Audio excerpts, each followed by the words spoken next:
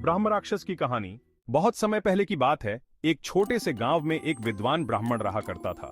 उसका नाम था देवदत्त।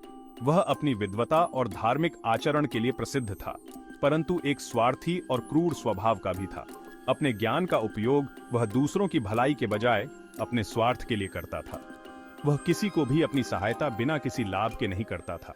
एक दिन देवदत्त की मृत्यु हो गई, परंतु उसके क्रोधी और स्वार्थी स्वभाव के कारण उसकी आत्मा मुक्त नहीं हो पाई और उसने एक ब्रह्म राक्षस का रूप धारण कर लिया। ब्रह्म राक्षस न तो पूरी तरह राक्षस होता है, न ही पूरी तरह देवता।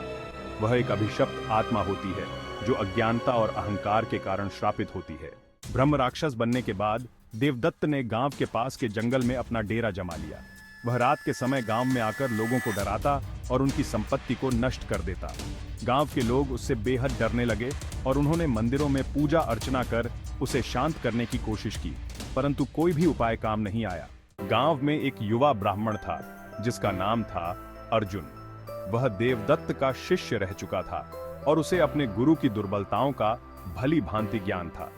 अर्जुन ने निश्चय किया कि वह ब्रह्म राक्षस से गांव को मुक्त करेगा। वह उस जंगल की ओर चला जहां ब्रह्म राक्षस का वास था। जैसे ही अर्जुन जंगल में पहुंचा, ब्रह्म राक्षस प्रकट हुआ और उसकी ओर क्रोध में गरजते हुए आया।